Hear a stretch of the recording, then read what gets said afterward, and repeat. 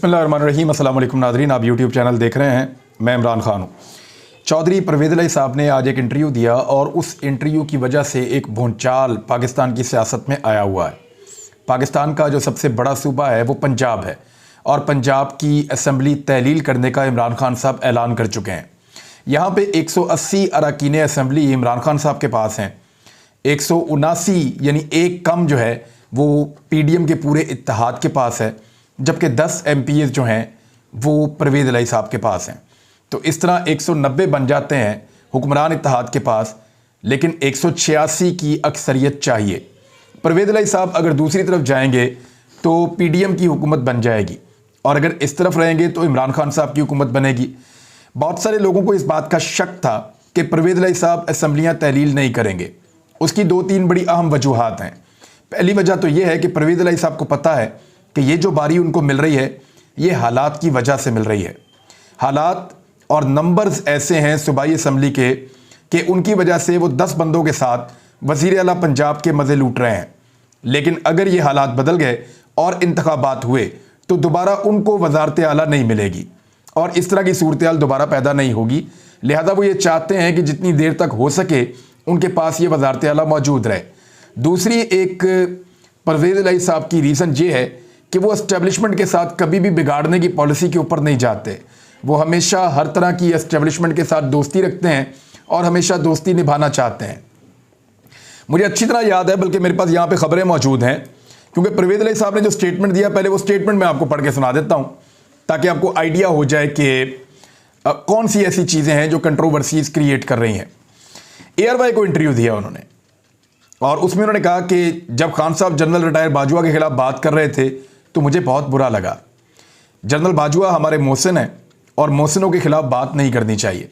इमरान खान ने ज़्यादती की है कि हमें साथ बिठाकर जनरल बाजवा को बुरा भला कहा। यह बड़ी ज़्यादती है और PTI को चाहिए कि याद रखे वो एहसान फरामोश ना बने। मैं समझता हूँ कि जनरल रिटायर बाजवा के इन पर बहुत एहसानात हैं और एहसान फरामोशी ना की जाए। बाजवा साहब इनको उठाकर कहाँ से कहाँ ऊपर ले गए और हर चीज़ में मदद की।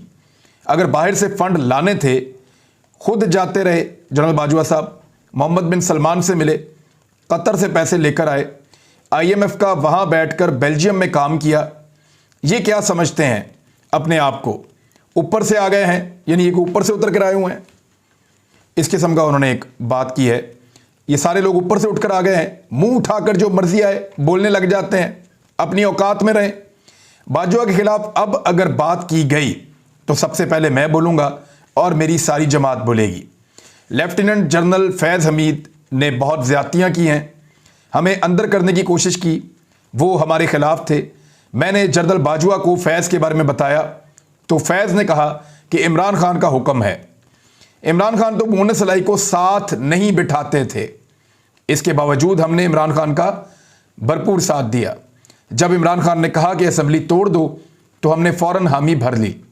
हम इमरान खान और PTI के मुखालिफ नहीं, साथी हैं, लेकिन अपने मोहसिनों को फरामोश नहीं कर सकते। देखिए ये बात बिल्कुल ठीक है उनकी कि जनरल बाजवा के और जनरल बाजवा के ख़ानदान के बड़े एहसानात हैं चौधरी परवेज़ इलाही साहब पे, वो झूठ नहीं बोल रहे।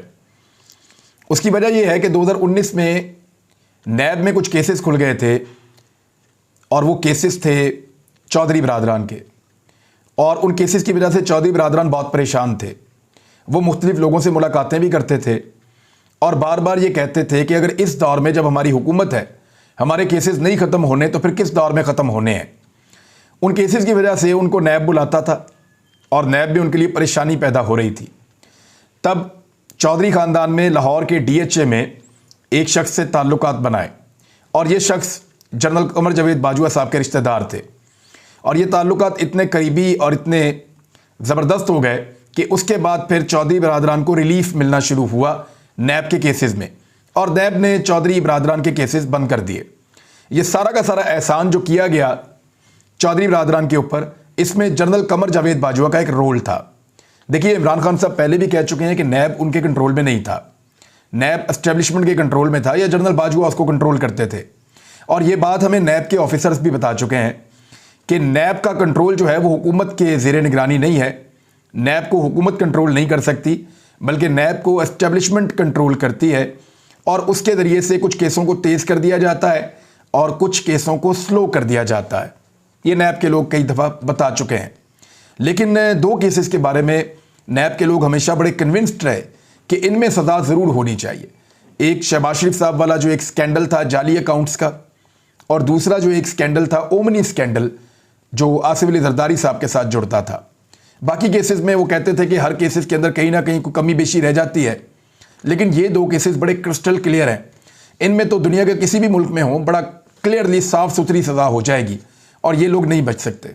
लेकिन फिर इसके अंदर भी हमने NRO 2 होता हुआ देखा और फिर हमने देखा कि जनरल बाजवा साहब के ताल्लुकात जो हैं वो PDM के साथ कितने बेहतर हो गए और एस्टेब्लिशमेंट ने किस तरह PDM की हुकूमत बनाई और PDM की हुकूमत के ऊपर हाथ रखा और फिर हर उस एहतजाज को कुचला, हर उस आवाज़ को कुचला जो रजीम चेंज ऑपरेशन के खिलाफ बात करती थी। लोगों को गिरफ्तार किया गया, लोगों को नंगा किया गया, लोगों को टॉर्चर किया गया। इन सारे हालात का सामना मुस्लिम लीग काफ ने नहीं किया, इन सारे हालात का सामना इमरान खान साहब ने किया है। और मैं आपको एक चीज़ और बता दूं, इमरान खान साहब अभी नहीं बता रहे, हो सकता है कि फ्यूचर में कभी बताएं। इमरान खान साहब को जब यह कहा जाता था एस्टेब्लिशमेंट की जानिब से कि वज़ीर आला पंजाब को तब्दील करें, उस्मान बुज़दार की जगह किसी और को बनाएं, तो इमरान खान साहब आजकल एक नाम ले रहे हैं अलीम खान का। तो सिर्फ अलीम खान का नाम नहीं दिया जाता था, एक नाम और भी दिया जाता था और वो नाम परवेज़ इलाही का था। लेकिन इमरान खान साहब राज़ी नहीं हो रहे थे। मुनस इलाही को इमरान खान साहब अपनी काबीना में भी नहीं ले रहे थे, लेकिन उसके बाद एस्टेब्लिशमेंट ने काफ़ी दबाव डाला और मजबूर किया कि ये नहीं तो आपको छोड़ देंगे, आपकी हुकूमत गिर जाएगी। तो फिर मुनस इलाही साहब को, इमरान खान साहब को मजबूर किया गया कि वो काबीना के अंदर लें। लेकिन उसके बाद मुनस इलाही साहब ने इमरान खान साहब से ताल्लुक़ बनाया और ताल्लुक़ को बेहतर किया और उन्होंने कहा कि हम आपके वफादार रहेंगे। और मुनस इलाही अब भी इमरान खान साहब को यही यकीन दिलाते रहते हैं। लेकिन हैरत अंगेज़ तौर पर चौधरी फैमिली के जो केसेस थे नैब के अंदर आमदन से ज़ायद असासों के, वो इमरान खान साहब के दौरे हुकूमत में ख़त्म हो गए। इसको उस वक्त की तमाम अपोजिशन जमातों ने कहा कि ये एक NRO है जो इमरान खान साहब ने चौधरी फैमिली को दिया है। लेकिन आज चौधरीयों का ख़ानदान, ख़ास तौर पे परवेज़ इलाही साहब, इस बात को कंफर्म कर रहे हैं कि उनको ये वाला NRO जो दिया गया था वो कमर जावेद बाजवा साहब ने दिया था और जनरल फैज़ हमीद उनके खिलाफ थे, जबकि जनरल फैज़ हमीद इमरान खान के कहने पर उनके खिलाफ थे। अभी इसके बारे में वो इमरान खान साहब पे और फैज़ हमीद पे एक एलिगेशन है, लेट्स सी वो इसका क्या जवाब देते हैं।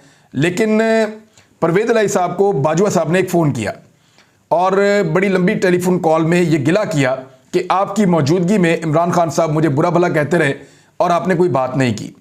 देखिए, परवेज़ इलाही साहब जब वज़ीर आला पंजाब बने हैं ना, तो उन्होंने डिफेंस के उसी घर में जाकर शुक्रिया अदा किया जो घर उनको और जनरल कमर जावेद बाजवा साहब को जोड़ता है। वज़ीर आला बनने से पहले भी जो सारे मामला तय किए वो भी डिफेंस के उसी घर में जाकर किए जो घर जनरल कमर जावेद बाजवा और परवेज़ इलाही साहब को जोड़ता है। तो ये एक एहसानात तो बिल्कुल हुए हैं। अब जनरल कमर जावेद बाजवा साहब का ये कहना और बार बार कहना कि हम एपॉलिटिकल थे, हमारा सियासत में कोई रोल नहीं था, इसके ऊपर ओस डाल दी है या इस बयानिए को उड़ाकर रख दिया है परवेज़ इलाही साहब ने। क्योंकि परवेज़ इलाही साहब तो कह रहे हैं कि जनरल कमर जावेद बाजवा बहुत एहसानात कर रहे थे।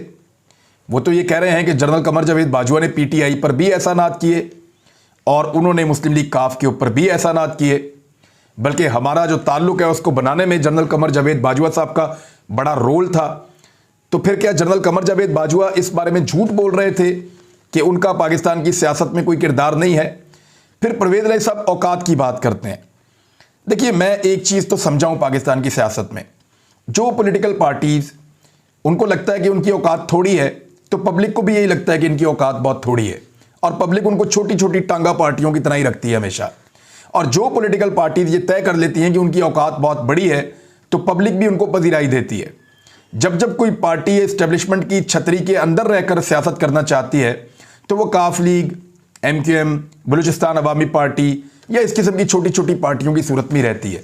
लेकिन जब कोई पार्टी ये खौल तोड़ती है और अवामी सियासत करती है, तो वो नून लीग, पीपल्स पार्टी और इस वक्त जैसे कि पाकिस्तान तहरीक इंसाफ है, इस तरह की एक बड़ी पॉलिटिकल पार्टी बन जाती है। तो चौधरीज कभी बाहर आ ही नहीं पाए, एस्टेब्लिशमेंट का खौल तोड़ नहीं पाए, तो वो उसके अंदर ही रहेंगे। अभी भी ये खदशा मौजूद है कि चौधरी परवेज़ इलाही इमरान खान साहब का साथ छोड़ देंगे और पंजाब की असम्बली तहलील नहीं करेंगे। लेकिन 5 दिन बाकी हैं।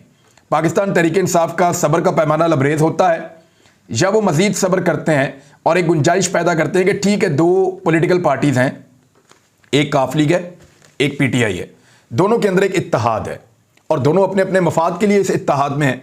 पीटीआई को यह पता है कि अगर काफ लीग के साथ इत्तेहाद ना हुआ तो पंजाब में हुकूमत रहेगी नहीं और असम्बलियां भी तहलील नहीं कर पाएंगे, लिहाजा उनको बर्दाश्त करना पड़ेगा। उनका पॉइंट ऑफ व्यू अलग हो सकता है लेकिन इस इत्तेहाद में रहना उनकी मजबूरी है। इसी तरह चौधरी परवेज इलाही जो हैं, उनकी मजबूरी यह है कि वो अगला इंतखाब इमरान खान साहब के साथ रहकर लड़ना चाहते हैं और वो ये चाहते हैं कि उनको पाकिस्तान तहरीक इंसाफ का वोट पड़े ताकि वो ज़्यादा सीटें जीतकर फिर किसी अच्छी पोजीशन में आ सकें। यानी दोनों का अपना अपना इस इत्तेहाद को रखने का उनका पॉइंट ऑफ व्यू अलग है जनरल बाजवा को लेकर। तो दोनों का अलग अलग पॉइंट ऑफ व्यू होने के बावजूद दोनों जुड़कर रह सकते हैं अपने अपने सियासी मफाद के लिए और सियासी मुस्तकबिल को देखते हुए। जैसा कि पीडीएम की 13 जमातें आपस में जुड़ी हुई हैं, पाकिस्तान का 95% मीडिया भी उनके साथ जुड़ा हुआ है, पाकिस्तान की एस्टेब्लिशमेंट भी बहुत हद तक उनके साथ खड़ी हुई है। हालांकि उन सबकी सोच मुख्तलिफ है लेकिन सियासी मफाद ने उन सबको जोड़कर रखा हुआ है। वो पाकिस्तान का सारा मीडिया जिसने पीडीएम की 13 जमातों के इख्तलाफात को कभी हवा नहीं दी, जिन्होंने कभी नहीं कहा आसिफ अली जरदारी को कि ये शहबाज शरीफ के साथ तुम कैसे बैठ सकते हो, इसका जवाब दो, जिन्होंने कभी नहीं कहा बिलावल को, जिन्होंने कभी नहीं कहा शहबाज शरीफ को, जिन्होंने कभी फजलुर रहमान को ताना नहीं दिया, वो सारे के सारे इस वक्त मुस्लिम लीग काफ को और पाकिस्तान तहरीक इंसाफ को लड़वाने की कोशिश कर रहे हैं। देखिए, ये बात मैं पहले दिन से कह रहा हूं, ये पहले दिन से मैं कह रहा हूं कि चौधरी बरादरान कभी भी एस्टेब्लिशमेंट के खिलाफ जाकर फैसला नहीं करेंगे। परवेज इलाही में वो सियासी जुर्रत मौजूद नहीं है जो इमरान खान साहब एंजॉय करते हैं। इमरान खान साहब एस्टेब्लिशमेंट से बिगाड़ भी पैदा कर सकते हैं, वो टक्कर भी दे सकते हैं। परवेज इलाही जो है वो इक्तदार का बंदा है, टक्कर का बंदा नहीं है। तो परवेज इलाही टक्कर नहीं दे सकते, वो हमेशा एस्टेब्लिशमेंट की छतरी के अंदर रहकर काम करेंगे अच्छे बच्चों की तरह। ये मैं पहले भी कह चुका हूं। वो चाहते हैं कि इमरान खान साहब के साथ उनका इत्तेहाद रहे, वो चाहते हैं कि उनको पाकिस्तान तहरीक इंसाफ का वोट पड़े, लेकिन इसके लिए वो एस्टेब्लिशमेंट को गंवाना नहीं चाहते, एस्टेब्लिशमेंट की कीमत अदा करना नहीं चाहते और उन्हें लगता है कि एस्टेब्लिशमेंट के साथ बिगाड़ना कोई अक्लमंदी का सौदा नहीं होगा।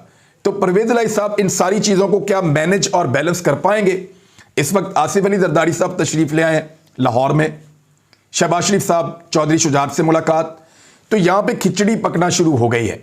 पाकिस्तान तहरीक इंसाफ के लोगों को तोड़ने की भी कोशिश की जाएगी, लेकिन एस्टेब्लिशमेंट जब तक खुलकर सामने ना आई तब तक ये नहीं हो पाएगा। और एस्टेब्लिशमेंट को कम से कम एक चीज सीख लेनी चाहिए कि हर पोल एक दिन खुल जाता है। 8 महीने पहले एक रजीम चेंज ऑपरेशन हुआ था पाकिस्तान में, बहुत सारे पोल तो उस वक्त खुल गए थे, बहुत सारे पोल आज खुल रहे हैं। जनरल कमर जावेद बाजवा के जाने के बाद तमाम हकायक और सच्चाइयां सामने आ रही हैं।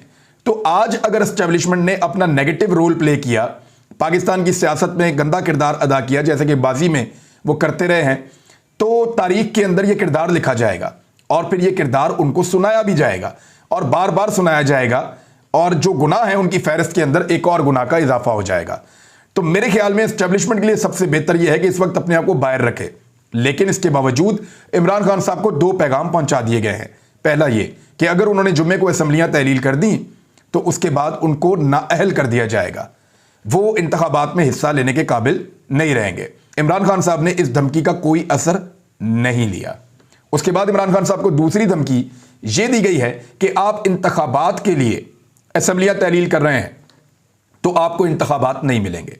आप जो सोच रहे हैं कि आप 3 महीने के अंदर अंदर इंतखाबात हो जाएंगे, तो 3 महीने के अंदर अंदर इन 2 सूबों में इंतखाबात नहीं करवाए जाएंगे।